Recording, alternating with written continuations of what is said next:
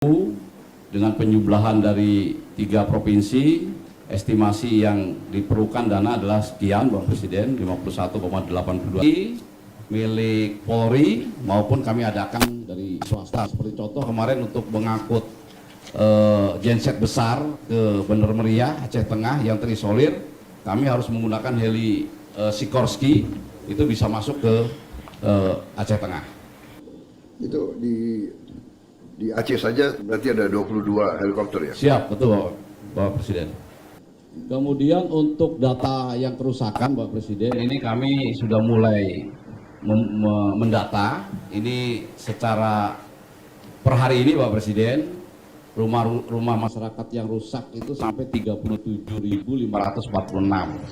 Baik yang rusak berat ini termasuk yang hilang kena sapu banjir, kemudian rusak sedang dan rusak ringan. Itu kami untuk menentukan rusak sedang dan ringan ada kriterianya. Kemudian jembatan, jalan, tempat ibadah, sekolah, pondok pesantren, rumah sakit, puskesmas, termasuk juga kerugian lahan pertanian, ternak, sawah, kebun, tambak, dan perkantoran. Tentu saja data ini belum akurat Bapak Presiden, masih terus kami lengkapi. Kami berkoordinasi dengan Kementerian PU. Tadi dari Bapak Menteri PU khusus untuk Aceh saja pemulihan sampai dengan saat ini kondisi seperti semula membutuhkan anggaran 25,41 triliun. Selanjutnya kami masuk Sumatera Utara Bapak Presiden. Sumatera Utara yang masih terisolir tinggal 2 kabupaten dari 18 kota yang terdampak, 7 desa terisolir. Ini Humbang Hasundutan 1 kecamatan dan Tapanuli Utara ada 7 kecamatan. Kemudian Tapanuli Utara yang dua kabupaten kota yang masih tadi katakan terisolir, ini ada 2 kecamatan yang Tapanuli Utara, Humbang Hasundutan ada 6 kecamatan. Ini semuanya juga sudah didistribusikan logistik lewat udara. Untuk jalan yang masih belum tembus Tapanuli Utara, ini adalah 1 jalur Bapak Presiden dari Tapanuli Utara ke Tapanuli Tengah lewat Sibolga. Itu masih ada daerah Adian Koting, ini sedang dikerjakan terus Bapak Presiden, baik oleh Kemenpu maupun Satgas TNI. Per hari ini mungkin Satgas sudah bisa masuk 40 km lebih, karena begitu saya tinggal ke Aceh kemarin sudah 38 km. Mudah-mudahan dalam waktu yang tidak terlalu lama, 1 minggu dari sekarang ini sudah bisa tembus. Sehingga kalau ini bisa tembus, Tapanuli Tengah yang Bapak Presiden datang dengan Sibolga, ini sudah pulih hampir 100% Bapak Presiden. Meskipun Tapanuli Tengah dengan Sibolga ini sekarang logistik, air, listrik tidak masalah karena bisa disuplai lewat laut. Kemudian untuk jalan Tapanuli Selatan ke Mandailing Natal, ini belum bisa dilewati roda 4, tetapi roda 2 sudah bisa melewati. Kalau Mandailing Natal dari Sumatera Barat bisa tembus nggak? Secara umum bisa Bapak? Dari selatan? Bisa dari selatan. Sudah bisa tembus Bapak. Kemudian logistik di Bandara Silangit, Sumatera Utara juga banyak Bapak Presiden, yang sudah terdistribusi 193 ton, buffer stoknya juga masih ada 165 ton, baik pangan minum, sandang, sarana kebersihan, logistik, dan alat komunikasi. Kemudian jalur komunikasi di Sumatera Utara ini sudah pulih 100% loh. Kemudian untuk listrik ini terakhir per sore ini 99,9% dari Bapak Direktur Utama PLN, karena ada 2 desa, yaitu Desa Tuka dan Desa Sorkang, ini masih padam karena 2 desa itu masih terkena banjir. Oh, Desa Tuka barusan katanya sudah menyala Bapak Presiden, jadi tinggal 1 saja Desa Sorkang.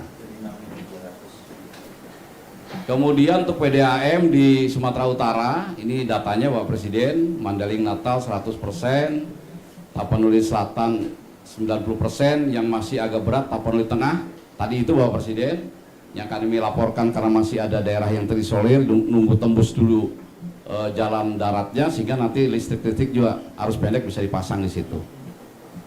Kemudian kami laporkan untuk alutsista di Sumatera Utara juga cukup, baik darat, laut, dan udara. Dan mungkin nanti setelah beberapa hari ke depan, setelah Tapanuli Utara dan Tapanuli Tengah nanti sudah lebih baik, sebagian kami geser juga ke Aceh, Bapak Presiden. Kemudian untuk data sementara untuk wilayah Sumatera Utara, datanya seperti itu Bapak Presiden. Kami sudah berkoordinasi dengan Kementerian PU untuk mengembalikan kondisi semula. Ini rehabilitasi rekonstruksi membutuhkan anggaran sekitar 12,88 triliun. Tentu saja data ini masih terus kami perbaiki secara terus-menerus. Kemudian Sumatera Barat, Pak Presiden, kami laporkan kondisinya sudah lebih baik. Tinggal dua kabupaten yang ini masih penanganan khusus, yaitu Agam. Ini ada beberapa kecamatan, ada 5 nagari yang masih terisolasi, dan pesisir selatan ada 1 kecamatan dan 3 nagari yang terisolasi.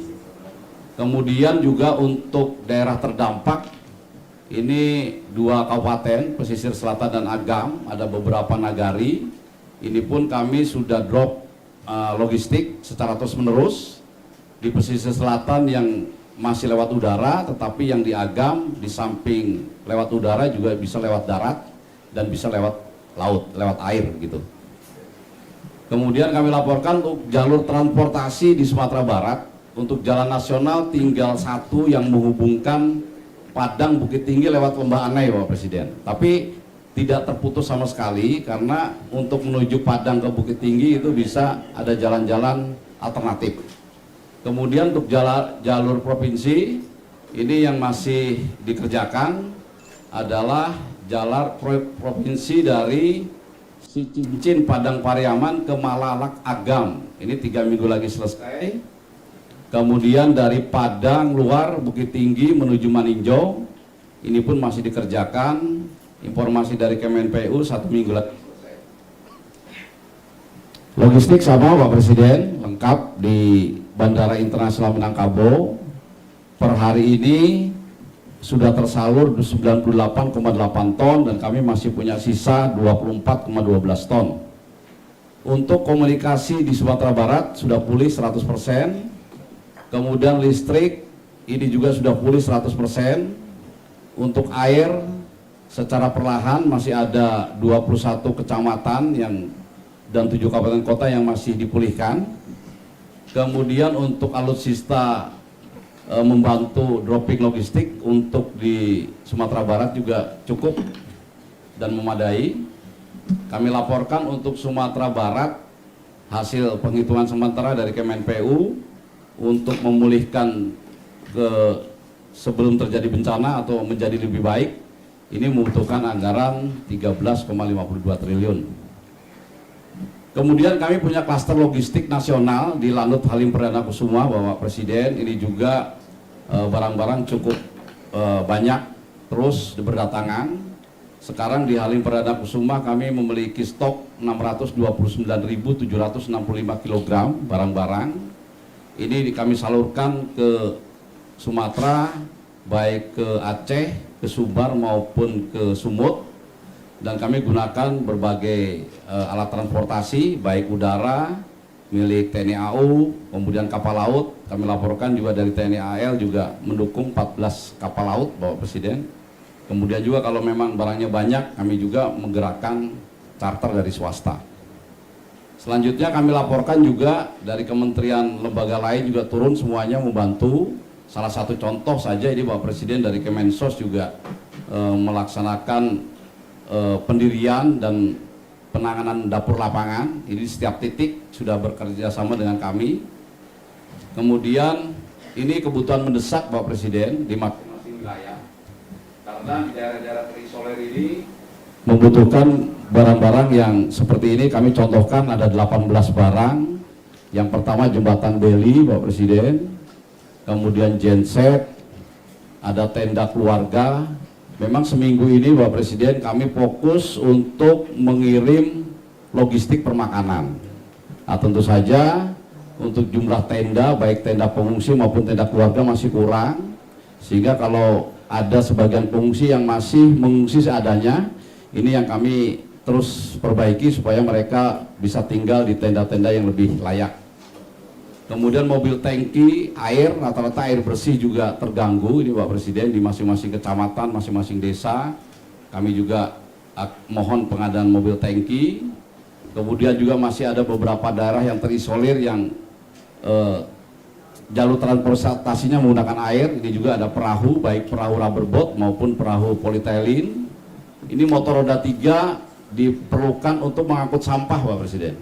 Karena sampah bertaburan dan alat-alat transportasi di kabupaten kota yang terisolir itu lumpuh, Pak Presiden. Seperti contoh di Aceh Tamiang kami masuk, tidak ada satu kendaraan pun yang bisa jalan, sehingga harus dibantu dari luar, Pak Presiden. Kemudian toilet portable, sepeda motor trail ini juga sangat berguna bagi mobilitas pasukan. Internet Starlink, Pak Presiden, ini sangat membantu. Kemudian ada pompa untuk membersihkan rumah-rumah, kantor, lingkungan yang terendam lumpur atau kotor. Kemudian mobil dapur umum, mobil angkut sewa, ini kami juga bekerja sama dengan TNI, Pak Presiden. Jadi transportasi ke kecamatan, ke desa, Pak Bupatinya nggak punya sarana angkut, Pak Presiden. Seperti di Aceh Tamiang nggak punya sarana angkut, sehingga harus kita sewakan. Nah, kemarin kita minta bantuan Kodam 5 Kodam 1 Bukit Barisan 5, kemudian kami sewakan 5, kami WP-kan ke Pak Bupati, paling nggak 1 bulan begitu. Kalau Pak Bupatinya punya 10 kendaraan. Apa itu? Truk, Bapak. Truk untuk mengangkut personil, mengangkut barang-barang begitu, Bapak. Kemudian juga ada pakaian anak-anak, pakaian dewasa, obat-obatan, dan pasukan BPTNI, Bapak Presiden. Jadi untuk menembus titik-titik desa, kemudian kecamatan, itu perlu bantuan pasukan TNI Polri, Bapak Presiden. Sesuai kebutuhan. Nah, kalau seperti Aceh Tamiang kami paling sedikit 300 orang kemarin. Itu juga digunakan untuk membantu membersihkan rumah sakit yang kondisinya parah, sehingga kalau dibersihkan oleh pasukan TNI Polri dan relawan itu dalam beberapa hari bisa bersih dan bisa beroperasi lagi.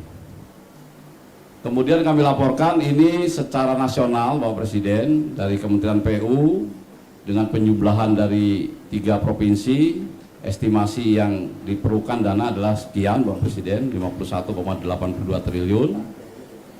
Kemudian rencana aksi tindak lanjut kami sarankan atau kami lakukan ada 7 poin, Bapak Presiden. Yang pertama yang akan kami lakukan setelah ini adalah meningkatkan pelayanan korban, pengungsi dan masyarakat umum. Kemudian mendistribusikan hak-hak santunan ahli waris bagi korban yang meninggal dan hilang, Bapak Presiden. Kemudian memang ini stok mencukupi logistik yang permakanan, baik nasional maupun provinsi.